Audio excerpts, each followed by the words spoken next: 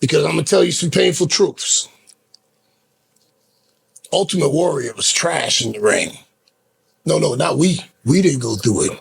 Oh, yeah, that's right. You went through it. I pulled the Ted Cruz on y'all ass. Cool Kicks LA with Omos. You could find that. The content is out there online. And I paid $3,500 for him. Another day, another dollar as I holler to the world. I love the way I'm living, love the Gucci, love the girls, love the parties and the clubs, love the models and hot tubs, love the German engineering set on deep dish dubs. Another tour around the world, entertaining the fans. I love walking through the airport, taking pictures, shaking hands. Every day for me's an oyster, crack it open, find a pearl. I love the way I live is what I holler to the world. Welcome back to Marking Out with MVP and Dwayne Swayze. I'm going to Bill up. Oh, Kill Bill. I'm MVP, Montel Vontavious Porter, half man, half amazing, and all that good stuff. And this is the incomparable MC extraordinaire, Dwayne Swayze. Thank you, brother. Fanfare. So here we are, marking out with MVP and Dwayne Swayze. Thank you for joining us again. We do this every Monday. And if you're joining us for the first time, welcome. If you're a frequent flyer and you're accumulating those marking out miles, please hit the like button. Comment. Please engage us when we're talking, when we're doing hot takes, whatever. Hey, leave a comment, engage us. Subscribe. Now we're at the point where we're literally getting hundreds of thousands of viewers. But y'all ain't subscribing though, man. Yeah, y'all need to do y'all's job. I mean, we're doing our job. Every week. All you got to do right now, just noon Central, 1 p.m. Eastern. Hit the subscribe button right now. It's real easy. Just go, boom, subscribe. And while you're at it, boom, like. Then share it with people who you know would like this content. We, as it was told to me recently by a professional, we are an adult shoot interview with a high-end format. Oh, one more time? Adult shoot interview with a high-end format. I like that. I like that. I'm like, okay, I'm with that. Y'all agree? Huh? Drop it in the comment. Back on that Devil's River. Thank you, Dave. Single batch, distiller's cut. And we're gonna talk some wrestling. Hey, hold on, we gotta get. Oh, can we get that? We getting that in there? Just you got the whole fit. Damn. Hold on, let me show you the back. Woo! Hit that Michael Jackson. Woo! Oh, all right. Don't hurt them, Pete. Yeah. No, don't crease them. Don't crease them. They're shoes. I wear them. I don't trade them. I don't sell them. I wear them. Although, in the very near future, yes, we've been talking about going to a certain sneaker boutique where I have a relationship with the ownership, good people, and we are probably going to do an episode of Marking Out from a Houston-based sneaker boutique. And are they invited? Of course they're invited. And we're bringing you along. Absolutely. We're going to talk sneakers in wrestling. Huh? Shout out to Kofi Kingston. Rocking them J's to the ring. Nice. The Young Bucks. I remember seeing them with the Dior Jordans. Wrestling in Dior? That stepped in the ring with the Dior Jordans. Oh, super kicks. Super kick party in Dior. Indeed. The super kicks for real. Luxurious kicks. Right on. See, you see what you did? Luxurious kicks. See what I did? They got it. Yeah, so that's going to be a cool episode. We'll keep you posted on that. That's going to come up. And I'm probably going to break out those Travis Scott, Cactus Jack, all white Swarovski crystal joints. The all-ins? The ones I wore at All In. I'm gonna probably break those out. You know, as a matter of fact, I'm going to put them for sale. Ooh. For sale. If you're interested, drop it in the comments. For you real sneakerheads. Because just so you know, I bought them at Cool Kicks LA with Omos. You could find that. The content is out there online. And I paid $3,500 for them. Then, how many years ago was that now? That's 2022. Yeah, Yeah, 4 years. 4 years ago. And the guy and Omar, shout out to the Nigerian giant, they both said, buy these sneakers now. And 3-4 years are going to be worth twice as much. Size 12, Swarovski. 23. Cactus Jacks. 2023. Okay, so 3 years. Yeah. Dude was spot on. I see him going on the GOAT now for $6-7 grand. Oh, man. Yeah. So, and I got an autographed 8x10 to show mine on my feet at All In, worn one time. Nice. But enough of sneaker talk, my friend. We've gotten a good response from the hot takes, so I think it's time to hit my alarm here. I think it's time to get the alarm and hit you with a hot take. And guys, I tried to make sure I made better notes because I don't want to be looking, no disrespect to Max Kellerman, but I'm not trying to get Stephen Aid over here by you. So I've got some notes prepared for this hot take. All right, hot take. Stephen A sucks, dude. He's awful. But how this works, guys, we want you to vote. So if you agree with MVP, vote MVP. Just drop it in the comments. If you agree with me, drop Sway. Put that in the comments. If neither, put neither. But then you got to put why you think. If it's neither one of us, put your name. Why you think. Put your point of view. POV, as the kids say. All right. So for the hot take, for a true top guy. For a true top guy. What matters more? What matters more? Mic work Or match quality? Match quality. If you can only choose one. All right. So initially I would say you have to be able to walk the walk if you talk the talk. But I'm going to ruffle some feathers here because I'm going to tell you some painful truths. Ultimate Warrior was trash in the ring. But those promos, when he was doing it, and you have done it before, when and the gods and the rain and the fire and the universe comes together in the cosmos, and like I know you didn't know what the hell he was talking about, but boy, it was intense, and you were invested. Well, I was like, damn. And then he would come out there and sprint to the ring and throw those terrible clotheslines, and then do his little flop, his splash, and that was a wrap. But he was a huge star. He didn't care about his work rate. He had muscles and he cut intense promos, and that's all anybody cared about. So while, my all-time favorites are the workers. As no stranger. But the biggest money earners, the biggest draws in the business were the ones that could, as was said historically, the ones that could talk him into the building. Dusty Rhodes was like, that's the one they said would talk him into the building. The American Dream, Dusty Rhodes, baby. Dusty Rhodes didn't do anything special. No, not to say that the work rate wasn't incredible. He just didn't do a lot. He just talked his ass off and had you, man, I gotta go see this. The son of a plumber, Dusty Rhodes.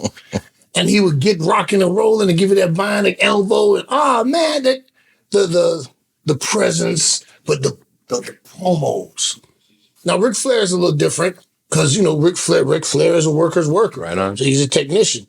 But wasn't nobody coming to see Ric Flair wrestle. They wanted to see Ric Flair get his ass beat. They wanted to see this. Woo! I'm better than you in every way. Your wife wants me. You want to be me. And, they want to see him lose. Right up. Until then, they fall in love with you. If you're a good enough bad guy, they always fall in love with you. But here's where I got to jump in, P. So I've been in wrestling school, right? So as the viewer, they get a chance to sit back and watch. I'm right here with you. Now, you've been teaching me a lot of stuff, and this is my summation of what I get out of it. The match is the product. The promo is the trailer. So I get it, right? But the trailer sells the match. So we got to get to the match. So for me, I go on the other side. I'm going to choose the match over the mic work because the getting up there, the talking, the selling of the match, we still got to get back to the match. And you also taught me in my wrestling school here that we're all in, great wrestling translates in any language. It's true. So I personally would watch a great match with no words over a promo with, no payoff. Now, repeat your question. What was your question? My hot take was, let me go back to my notes. The hot take question was? Hot take question for a true top guy. For a true top guy. Yes. What matters more, mic work or match quality? Okay. You obviously can't debate. However, I'm going to prove where you're wrong, where you can still draw and debate every night. I give you the great Khali. They talk for him. His matches were awful. But there's a billion people in India that want to watch that dude every week. Right. So, I'm not disagreeing with you. You know my favorites are the workers. But as a mic guy, ain't nobody gonna see your match if they don't know about it. That's a fact. So you got to get the people's attention to go, who's this guy talking about? No, let me go down there and see what he's about. Right on. No, not too many people are going to go, oh, this is an amazing technical match. What are these guys' names? Who is this guy? I want to, Yeah, you got to set the hook first. So, yeah, you got to deliver on match quality. But I've given you a few examples of people who never delivered on match quality. True. So you don't always have to deliver on match quality. You can be, and we've seen it historically, you can be a slightly above average worker, but if you have a top tier promo game, you're an all-time great. And we've seen guys through the years that are phenomenal technicians, amazing aerial displays, groundwork, a combination of everything, but that mic game just left us enough to be desired that work rate couldn't get them to the next threshold. Right on. So that's my take. I mean, I'm not saying you're wrong, but this is a hot take, right? You got to pick a side. What do you think? What do you think? MVP, Sway, or you? And they'll say it's a combination of the two. We know that. Yeah. Someone's going to say, the look matters too. Then it's the look. That's the third. Yeah, the look, that's a part of it. Yeah, the look matters whether you're cutting a promo or whether you're cutting a flip, whatever, Yeah, the look matters. It's a visual business. But, I think at the end of the day, your top money drawers in the history of our business were guys that could talk. Well, I mean, if you without going back to Jim Londos and all that, but, in the modern era, the television era, you talked them into the building. So, what do you think? And like I said, give us you and your opinion based on my take or his take. Don't come with any of that extracurricular nonsense. Can you tell the bourbon's flowing? So, Pete, we just went through this harsh Texas freeze. No, not we. We didn't go through it. Oh, yeah, that's right. You went through it. I pulled the Ted Cruz on y'all ass. I went to Mexico. No, actually, I was going to go to Mexico, but I ended up taking my son to sunny South Florida. We went to Naples. It was 85 degrees. Oh, 85? Man, yeah, we went to, what's it called? They're not paying me for this, but the Great Wolf Lodge. Yeah. The Great Wolf Lodge. Man, we was at the water park. I was drinking cold beer and tequila shots and kicked back in the cabana, reading my book, lazy river, mini golf. Yeah, all of that. Yeah, that's what me and the campster. Yeah, so all of that. Who took care of the house, man? Oh man, cause Rich is always coming through. I have 2 little cactus plants that I keep outside. He came through and sent me a text with a picture of his stepdaughter. And he said, Operation Cactus Rescue complete. So my cacti were inside. So my question though, right? The desert at night freezes. And in the daytime, it's over 100 degrees at night. It, gets in the freezing range. Wouldn't cacti be immune from that cold? Like, do they? I don't know. Maybe we got some folks out there who could give us an answer. Yeah, let us know. But yeah, Rich came and he bled all the faucets, left all the water dripping and everything, And while he was doing that, I was throwing back cold ones and watching my son do flips out into the water and playing basketball. Yeah, all of that. There was no loss of power this time, though, at least, Yeah. I mean, We got down to 11 degrees. It feels like was 11. See, I wouldn't mind the cold like that. I just want to make sure I got power. Like, as long as we got power, yeah, I'll just stay inside. Me and Cam will, watch videos and wrestle and play video games and stock up on supplies and be fine. And I got the generator and everything, but still, we just said, screw it, man. We went to Florida. We caught out. Great Wolf Lodge was pretty cool, especially if you got little kids and, activity stuff is pretty cool. They didn't pay me for that, but they should. Anyway. MVP cruise. like Teddy, I got a pot down on you. I was on the, anyway. All right, so I got a question for you. Got a question. So on live TV, if a ringside camera operator steps in and blocks your lane for a planned spot, what's the safest real-time adjustment, and how do you address that with production afterwards? Okay. First things first. If you're doing television and you have a planned spot that's going to take place outside the ring, that's something that you would go over with your producer or your coach. And your coach would talk to the truck about, because that's going to take place where you have camera people that could potentially be in the way. So that should never happen because everybody's connected on the headphones. So you'll have a coach or a producer at Gorilla communicating with the production truck, and they'll be saying, okay, they're going to the floor now. Okay, get ready. Bobby's going to hit the spear through the barricade. So everybody knows what's going to happen on this play. Now, to give credit to being a cameraman is its own skill set. I'm pretty sure you got to go to school, and then even if you go to school, you still need to get years of experience. But shooting different sports isn't the same. If you're used to shooting football and then someone sends you to go shoot ice hockey, it might be similar, but not the same. If you're used to shooting baseball and then you're a cameraman that has to shoot basketball, I'm imagining it's a little different. Wrestling is its own animal. So if you're a cameraman shooting sports, wrestling is like a different thing. So most of the cameramen that I've known in the wrestling business have been shooting wrestling for a very long time. They also shoot college sports and other things, but these guys have been doing what they do for a very long time. So they're familiar with what's happening. You're talking about planned spots. They know where to be. But when you have things like street fights or Falls Count Anywhere, there's certain things you can plan to let them know, hey, he's going to jump off of here at this time. But a lot of the time it's pandemonium. Like when we had that street fight against the Demand, we had things plotted out and planned so they knew where to be and where not to be. But a testament to their skill set of, having intuition and knowing how to get out of the way, because you've got 6 moving parts and you've got somebody getting hit in the head with a frying pan over here, and over here somebody's, getting kicked, and over here somebody's, getting.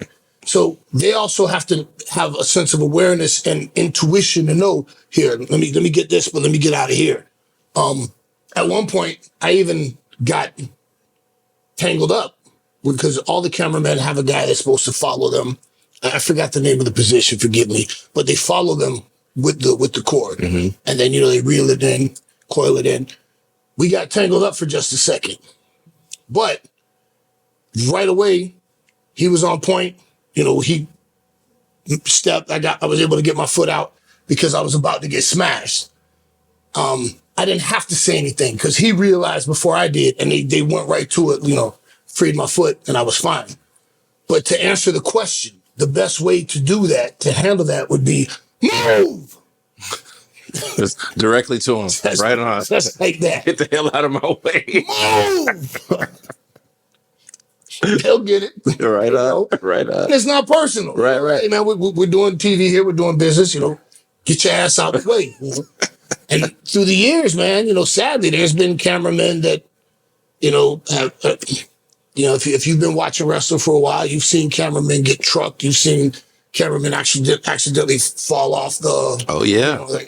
Things happen. It's a dangerous job. If you're football shooting on the sidelines, how many times have you seen guys, not knees get cracked, Or blatant kick, direct. Yeah. You remember that one? Yeah. Damn. Well, how did he stomped it? Yeah. Move. Rodman. So, and then usually that's not something that you would have to deal with in production afterwards. No. Okay. Yeah. I mean, it would have to be somebody that, is constantly screwing up, where you got to be like, yo, how come this cameraman's always out of place? But most of the cameramen that I've worked with in the professional wrestling industry have been shooting wrestling for a long time. They know the game. They know how it goes. And it's rare, in my experience, and I think most heavily television experienced wrestlers, that a camera person was out of position and in your way. Okay. So, yeah, just scream move. They'll get it. Move. Luda! Move. Get out the way. Man, we'll be in a random city someplace, and I think it was Chad, shout out Chad, Tripped Out, who had said, God. he was just like, man, it was maybe 2:00 in the morning. We were leaving the venue after Wale's concert, and we were going to like an after hours spot to eat. And, folks were just coming up to you like, hey, is this MVP, hey. And Chad was like, man, is it always like this? And I told him, I said, over all these years, 14 years at the time, I was like, I've never gone someplace with you and someone hasn't noticed you or recognized you. So I wanted to ask you, what's the most unexpected place you've been recognized and what happened after? Hey. I got stories, bro. Yeah, that's TV friend. What happened after? So then her two friends said, "Oh, no, I'm teasing. No, I'm not." So that speaks to the power of television. That, over the span of my career, I've been on television long enough and in the wrestling industry long enough that people recognize me, and I'm still around now, right? So, I think something really important to take into consideration is during my time in WWE, Monday Night Raw was averaging about 5 to 5.5 million viewers a week. wow." I think SmackDown was at around 3, somewhere thereabout. But at the peak, if I'm not mistaken, and I might be fudging these numbers a little bit, but not much, I think like there were 50 million people around the world watching WWE at that time. That's amazing. So I was on their television long enough, and it was strong enough television that when I left WWE to go to Japan, and even then, after I spent time in Impact, which had a much, much smaller television footprint, for several years after that, I just worked on the independents and was able to keep my calendar as busy as I wanted it to be. So the power of television is incredible. And that's for so long what drove the professional wrestling industry. Television. The live event was where everybody made their money. That was the cash gate. So television is what made people go to the live shows. Now that dynamic has since changed. But when you consider the fact that I was on television for WWE during the time when there was approximately 50 million people tuning in around the world, there are a lot of people that know who MVP is. Facts. And I'm still fascinated by it because, to your point, some of the places that I'm at sometimes when I get recognized, I was about to ask, like, how do you gauge safety? So part of it, I in my younger days, I put myself out there fooling. Shout out to Nems, hanging out in those Dwyer projects in Brooklyn, smoking in the stairwell. Shout out Nems. And Poison Pen. Oh, Pen. Just Days. Yeah, we was all hanging. Some other people I don't remember. But I just remember somebody in the group said, yo, John Cena would never. I said, yeah, because he's a way smarter businessman. Being the projects in the stairwell, smoking in Brooklyn at 2 a.m. But I say that to say this, I remember, again, safety, right? I put myself out there. I used to go to Washington Heights, which is the Dominican section of New York, to get my cornrows done because Dominicans, the hands of God. When it comes to your hair care, Dominicans, Dominican barbers, Dominican hairstylists, there's something about the Dominicans. I think Dominicans are to hairstyling what like the Vietnamese are to nails, like just craftsmen and women. So I used to go to the spot where I used to get my hair taken out, washed, blow dried, colored, get the trenzas is what they call them in Spanish, cornrows, trenzas, And then I used to go to the spot right across the street that they had Dominican food. I'd get a plate, some chicken and rice, And eat inside? Yeah, I eat right. You're wild, P. No, I'm now wild. Then I had a, and this is New York before it was legal. This is when you were still getting cased up for. This is 07, maybe. And I want this blunt, and I'm in Washington Heights, and I don't really know anybody around here. And Uber didn't exist yet. I was getting car service. Yeah. And I feel like, okay, I'm gonna stand right here on the street, and there's a gutter, Okay. So if the cops roll up on me, by the time I don't have anything else on me, so I'll just throw it down there, and they could, pat me down. I'm clean. So I break out this, and I just spark it right down the street, Washington Heights. We in Dominican town. I'm spark it. I'm hitting it. I'm just chilling, standing on the street, minding my own business. And down to my left, about, 10, 15 feet, like two young Dominican dudes, some kids, and they both had cornrows too, I remember. And I heard the kid say, man, that's not him. And I heard the other one say, man, it is him. And the other kid goes, man, MVP wouldn't be in Dominican Heights. Blunt, man, that's a Dominican dude, man. It looks like MVP. I'm hearing this conversation. I'm just like, damn, I've been made.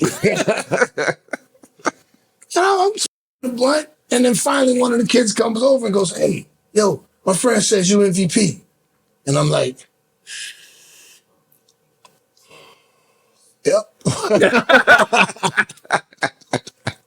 He goes, yo.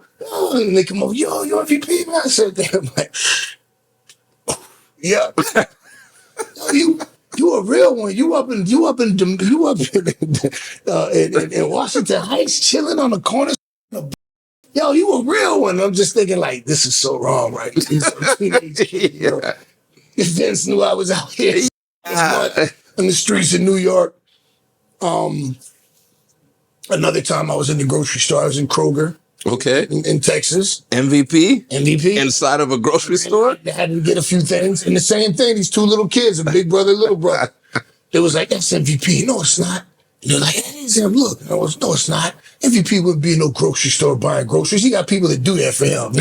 Exactly. You do? But I've also been in other countries where I've just been, I like to go out. I like to experience the people. And I've been like in bars where somebody comes up, MVP, and can't speak the language. I remember in Romania. I was out in Romania. In Romania? I was in Romania. Some dudes didn't speak English, but they knew wrestling. They know MVP. They wanted to buy me drinks and hang out, It's crazy. People know I'm a fan of hardcore, old school New York hardcore. And I still go to shows. And some of the newer bands like, Code Orange, Turnstile, I'll show up at some of their shows, and I'm OG now, so I'm in the back chilling, But, shout out to Orange 9mm. I go to Orange 9mm shows, and sometimes my man Shaka had me come up on stage and sing with him. Is the music video out yet? That's a great question. If it is, we got to link it. Yeah, we do it. Well, okay. Turn It Up. Orange 9mm, their latest release, awesome video. You might see me in the mosh pit. Bless me. But I always have people go up, yo, is that MVP?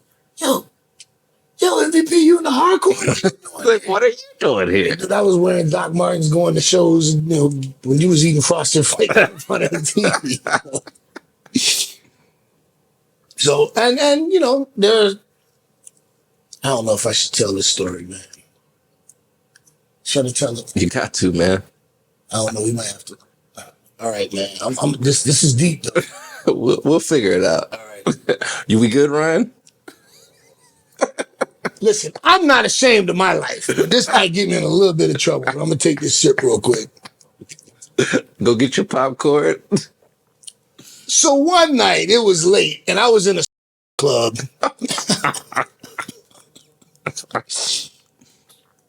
And, you know, I'm there with a honey dip, dated term, I know.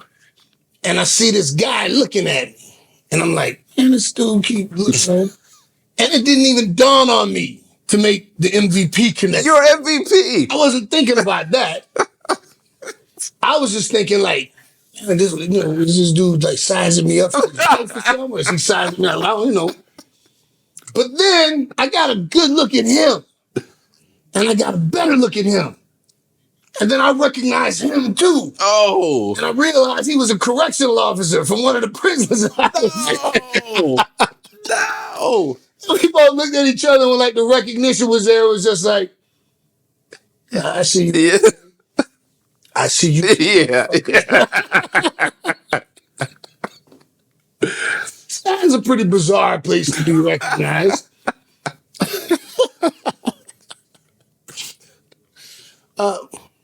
I make no apologies, man. I lived quite the life. When my movie comes out, brother.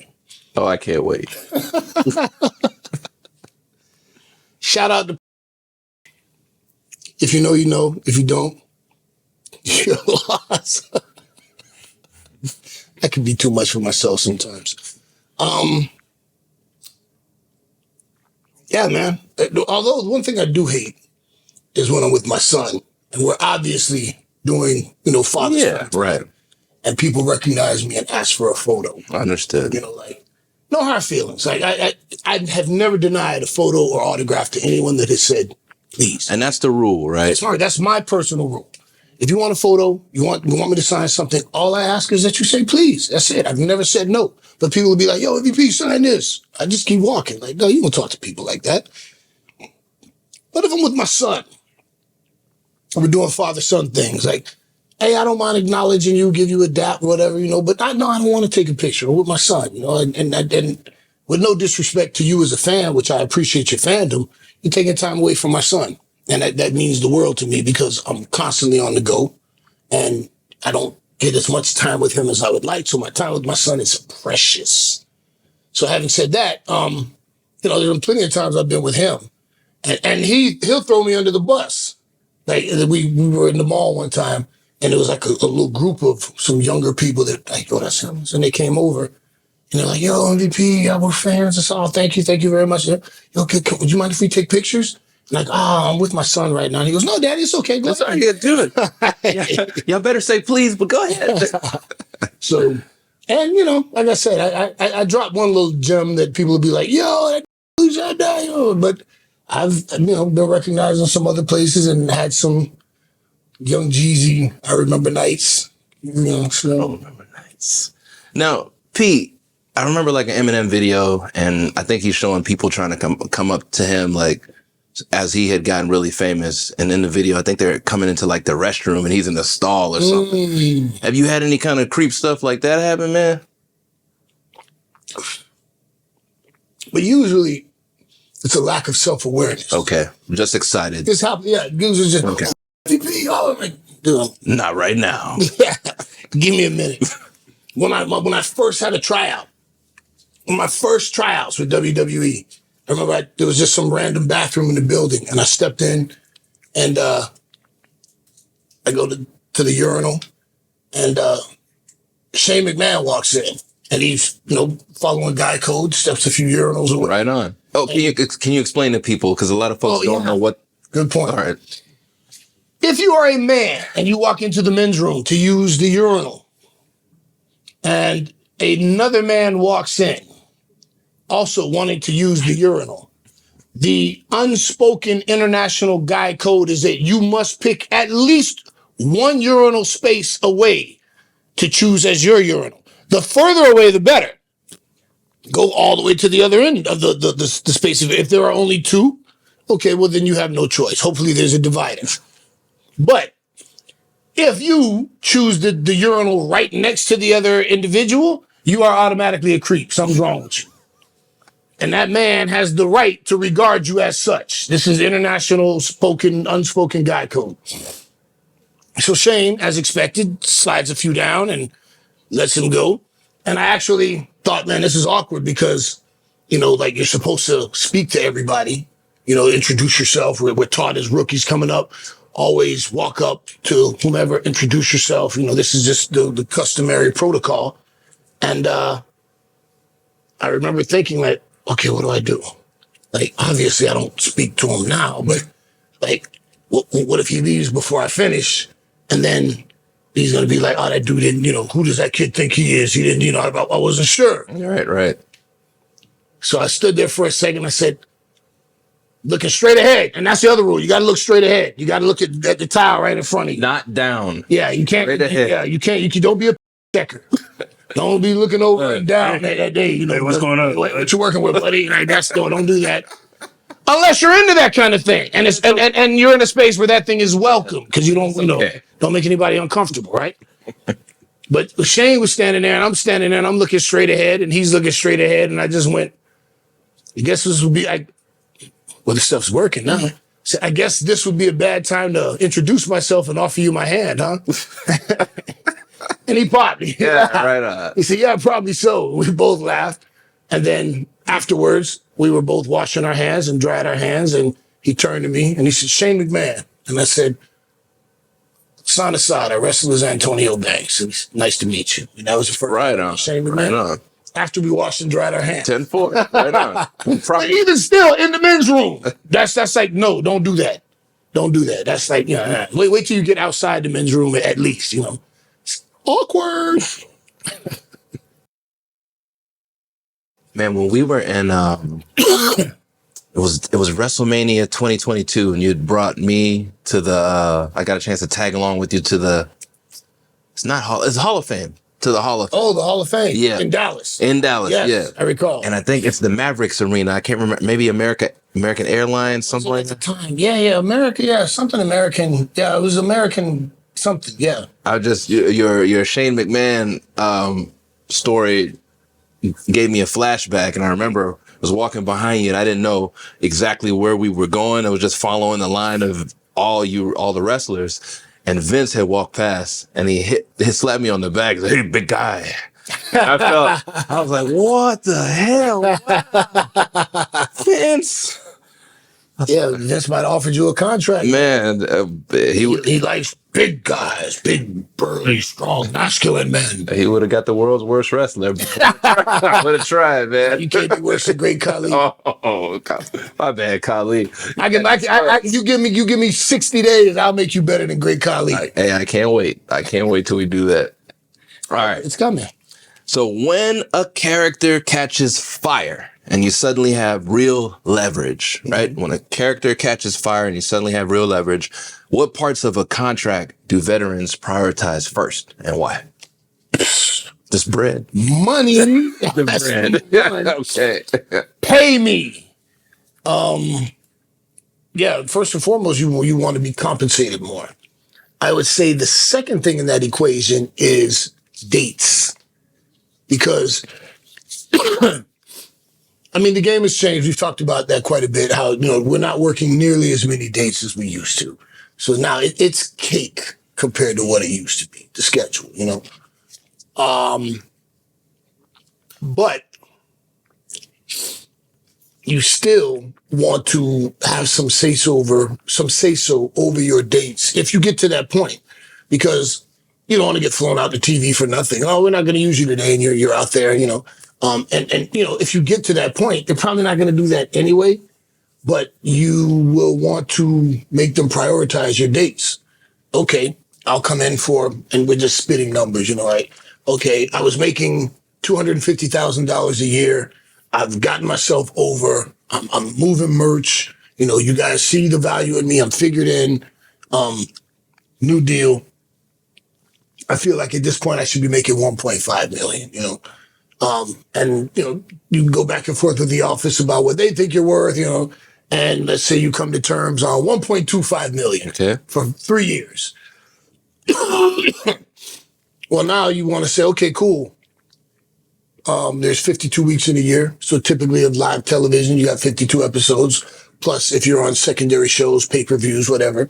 So then you'd say, okay, but I'm only available. I'll do that 1.25, but for 60 dates a year. Where they might come back with, okay, we'll give you that, but just give us a little cushion. We need 75 days. And, if you look at the contract of someone like, say, Roman Reigns, he has a certain number of dates. And you fly him out and, bring him on one of those dates. That's a date burn, So they're keeping count. So I think 1 and 2 would be A, compensation. B, dates that you're going to be used. And, one of the cool things I got to witness in, my career is Brock Lesnar teaching Omos in that time that they were working together, putting him up on game and telling him, and I heard him use this term, once you become box office, that's huge right there. Box office. Yeah, you can be a pro wrestler and you can be over on TV and they chant your name, but being box office is a whole nother level. That means, yeah, there's all that other stuff on the card, but the main person they're coming to see is The Undertaker. Right on. Brock Lesnar, like that box office. When they put your name on the marquee and all of a sudden an extra 5,000-10,000 tickets sell. I remember St. Petersburg Times Arena, some of my time there. At the last minute, they added that John Cena was going to be a special addition to the show, and they sold like 5,000 more tickets. More. That's box office. And Omos was, learning from Brock, and Brock was putting him up on game about how you handle things when you become box office. So when you become box office, well, now the office, they kind of need you now. So, if you felt like before, like, yeah, man, I was busting my ass, I was flying in coach and getting drug and, now I'm over. Now you guys want me to, okay, all right, well, now pay me, So the next part would probably be travel accommodations. Okay. Because you don't fly first class unless it's in your contract. These big wrestling companies, even the smaller ones, of course, they can't afford to unless you're, box office, right? But WWE, AEW, you have to earn business class. You don't just get to, get a signed contract and they're flying you business class every week. You have to get to a certain level where you validate the expense of flying you first class. And that takes a while sometimes, unless, you come in right away and they just make you a monster. But even then, you will also negotiate in your contract that you get business class travel. Because your accommodations are already covered if you're with AEW. With WWE, you have to work out your own accommodations. But you're probably going to work out your money first, your date second, then your travel accommodations third. I want business class travel. And the thing with WWE for a while became buses. Tour buses became a part of negotiations. I want you guys to pay for my bus. That's a 6-figure bill in itself. If the company's not paying for it, then you're paying for it, but it's a tax write-off. Okay. So everybody's an independent contract. Right. Okay. So then if you have business class travel, then you might also have it negotiated in your contract where you get a car service, where they have a car waiting to pick you up from the airport, to pick you up at the hotel, take you to the building, you have a car service dedicated to you.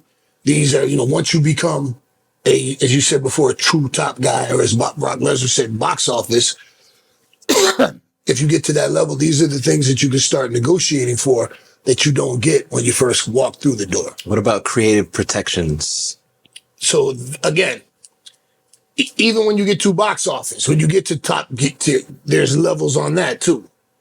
I've seen Brock just go, no, that's not what we're doing. We're gonna do this. But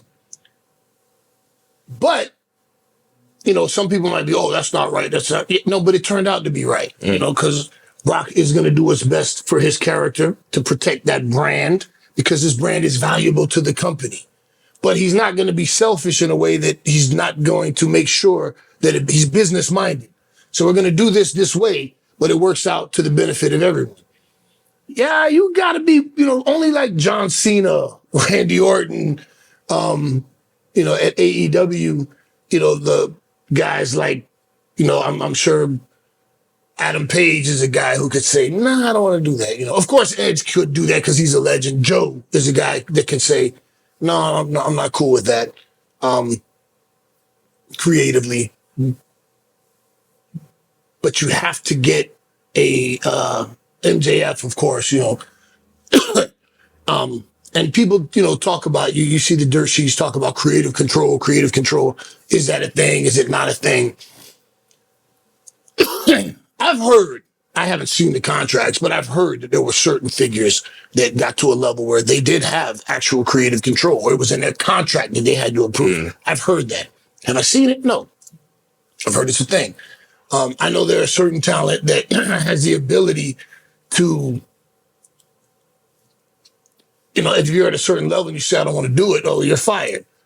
But if you're at another level, you go, I don't want to do it. Okay, well, let's work out. What can we come up with? Yeah, because I was thinking, I know this is basketball related. I remember Dennis Schroeder, and no disrespect if you see this, but he was going to sign this $80 million contract with the Lakers. And I guess I don't want to say overplayed his hand, but maybe overvalued his worth out in the league. So then he tested free agency. And not long ago, Luka was calling them on the court, and he wanted to fight him because I think his contract would have been someplace nowhere near 80 million over the course of 4 years, maybe 10 million or something. It was a major drop. Don't quote me on the value, but it was a huge drop. So I was just thinking, in negotiating these contracts, can you overplay your hand? And the next thing you know, you're out, or you got to go across the street. Well, I've heard, and I don't want to speak out of school, but from what I heard, that's what happened with China. Oh. When she got over at that level, from what I've heard, that she wanted to be paid like a top guy. And they were like, no, you're not, you're over and you're doing stuff, but you're not there. And, I've heard different things from different people who were there, who were around, that she had the wrong people in her ear. One of the versions that I heard was that, and I'm saying I've heard multiple versions. This is one of the versions that I've heard, was that she overplayed her hand on her value, and that around that time, WCW still existed. So she was like, all right, well, if you guys don't want to take care of me, I'll go to WCW. And I can't verify this, and maybe I should have done a little research beforehand. I could be wrong. So if I am, forgive me. But Allegedly, but what I heard was that already the backdoor conversations were taking place about WCW. There's nowhere to go.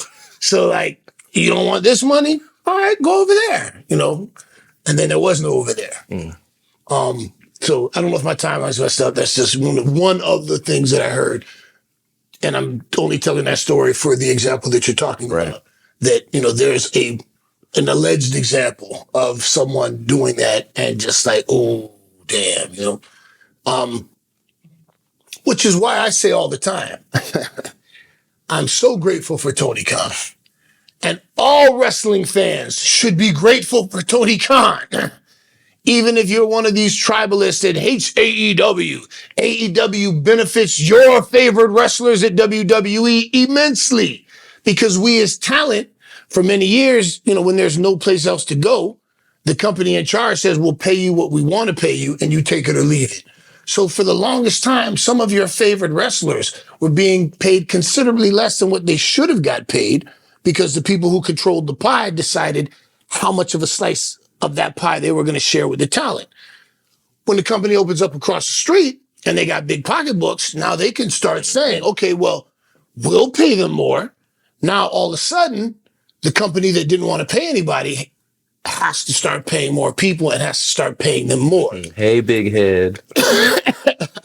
So to that point, it's good for the wrestlers because now we get an opportunity to do better for ourselves, for our families. And it's good for you, the fans, because, hopefully there's some competition, and competition is good for everybody. You hopefully get better programming. We hopefully get better contracts. And, it helps the machine actually grow in a good way. It's healthy. So now, and I've heard some of the contracts that are going around now with different people, and I'm like, yes, I'd love to hear that from you. What people were making when they first get signed versus, how long it took them to get to that 7-figure point. Like, now you got a lot of people in wrestling making 7 figures. Right. When I started, there was a handful of people that were making 7 figures. So at my best year, under the old way, I just kissed $1 million. I didn't earn $1 million. I just got up under $1 million. And I can say, fortunately, because of the duration of my career, and I've had some really, really good years, I have earned millions of dollars over the course of my career. But I never had the $1 million deal. I never got to that point to get that money. But I do very well for myself. And I've been fortunate. And I thank the WWE for giving me that opportunity to create the MVP character and bring it there, and that they didn't take it from me. Right on. Because they could have. They could have said, sign it over, and, they didn't. I made a lot of money there, and I was fortunate that when I left to go to New Japan, I still made a lot of money there. Considerably less, but for a working class person, I was making great money doing what I wanted to do. Right. And those Impact dates were awesome too. When I started with Impact, I was making a very comfortable 6 figures, and I had 50 dates, and I could do independence and everything.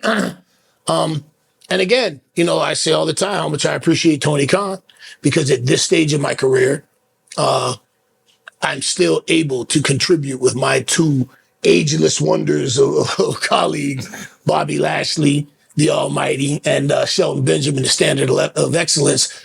We're still here in this space, making a spectacular living, doing what we love, because you support us, you tune in, you watch the podcast, you buy the merch. And man, I appreciate you guys a lot for that. So that's this bourbon just has me feeling so affectionate right now. Thank you, everybody that's contributed to my watch collection. My son's private school. There we go. Got kids, man. Yeah, kids, man. I got an expensive bourbon habit. Guys, please like, comment, share, subscribe. Go check out the Patreon. The link is in the pinned description below. Pinned comment in the pinned comment below. Go to the Patreon. Check it out. You can sign up for free. You can upgrade later. But as MVP always says, we over-deliver. And there's so much for you guys to check out. More additional exclusive content than just what you see on YouTube or here on the show. And on that note, one time for my man Shinichiro Watanabe. See you, Space Cowboy. I just lay back in something new. Whiskey 21 and over, low ball. Make it too neat, Dizzer from Harlem. Yeah, I'm from Houston, off of Fondren. Mike Mazan and real world flow. Plant these seeds in the streets and in weeks. Watch it blossom. Dark night, riding on chrome, swinging through Gotham. It's me and P, repaving these roads.